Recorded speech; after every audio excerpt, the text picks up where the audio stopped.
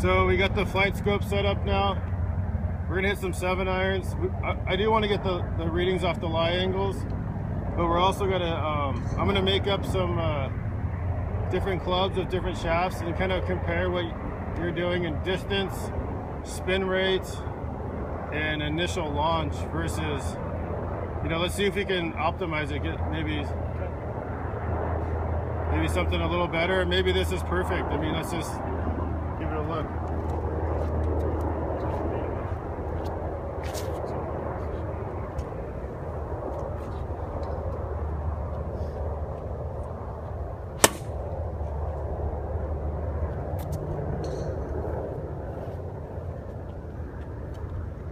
That was a little overdraw, right? Yeah, yep. Yeah.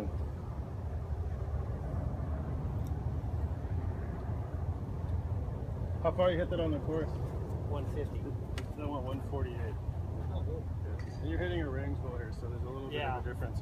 But that ball there, I mean, it hooked, right? Yeah. The face was closed to your path. So if you take a quick look, we'll kind of run through some of the initial numbers. But we had the face angle slightly pointed right, and the path was going out to the left. So that's a perfect draw. Your angle of attack was 4.3, which is perfect for a 7-iron. And this is kind of what it looks like. So if we take a look at, this is what your swing kind of looked like on this end. It's showing it as a, let's see if it, does it calibrate lefties here? Yeah, here we go. So your swing's kind of, you know, this is your swing plane's kind of, you know, if it was a little more in line like that, we wouldn't put much draw on it. But yeah, it's in to out. In yeah, to out. in to out. Yeah. Okay. So if it's in to out that much, we got to get the face in a little different position. It's just closed to that in to out path. Okay. I'll try hitting a cut. So at impact, your alignments looked something like this. So your face was pretty square, but your path is the red line is going in to out too much. In down. Okay. We'd have to flip it around. Maybe if it lets you do that. Lefty problems. Let's hit a couple more. So yeah, that's about 150. Okay. Your spin rate off of that is 45.84, which is a little low. So it's something to take a look at. But let's hit a couple more. Okay. You know, basically your spin rate should be pretty close to the. You're hitting a 7-iron. It should be about 7,000. You know, as the clubs get down, you're losing about 1,000 RPMs of spin for each club as you come down. It just happens to work out that way. Huh. It's the one easy thing in golf. Okay. So I'll try. So should I just try to hit one dead straight? Yeah, just go ahead and do your thing. I'm gonna hit a couple more. We're gonna take a look at the markings on the bottom.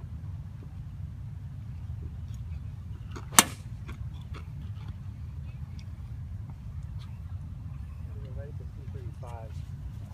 Good. So that ball was dead straight.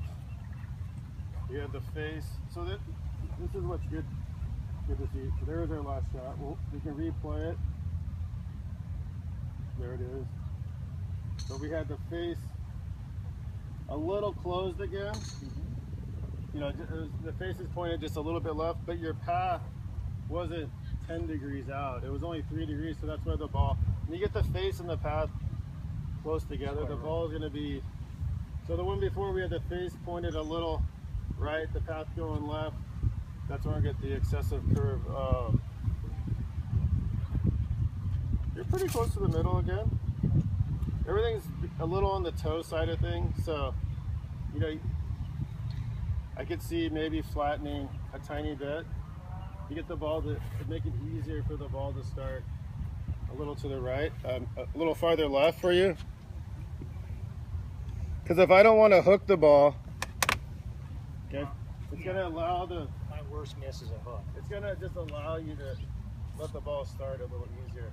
If I have the clip too upright, the balls are going to start in that direction. So if that seems to be our problem, you know, it's a way to kind of buy yourself a little insurance, a little time on your shots. Yeah, I'm playing 2 degrees flat right now. Makes it a lot easier to draw, so I don't overdraw the ball. Yeah, that's my biggest miss is, just So maybe just a tad flatter, that, like lower. just with the lie angle. So if we made some adjustments in your bag, Okay. probably flatten it a degree to a degree and a half.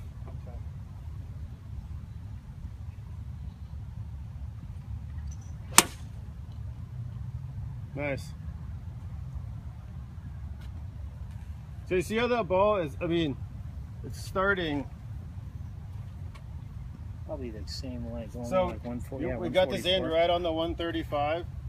The ball's starting, we're talking 1 degree. Yeah. It's starting slightly right of the pole. So the face is just ever so slightly closed. But you're keeping your path at a minimum, not going too far out. This is why the balls are. So yeah, feeling like you're maybe hitting a little cut, that's gonna help your path stay more in line so you don't, as soon as you let your arms off your body and stop your body turn and let this action, that's when the ball is gonna start to overdraw. So if this is there's a giant golf ball here, the middle of the ball, the more I swing out to the left here, you're just tilting the axis of the ball. That's when you get those overdraws. But when you let the club swing, on plane, instead of not, too far out, now the ball is just gonna start more towards your line. If you swing too far to the right, it's just the opposite. That's when we get it, the ball would be curving off in the other direction. And yeah, you're just a little bit, off the toe. So bringing them down a degree maybe is gonna help you not overdraw the ball. And that's what you tend to fight on the golf course.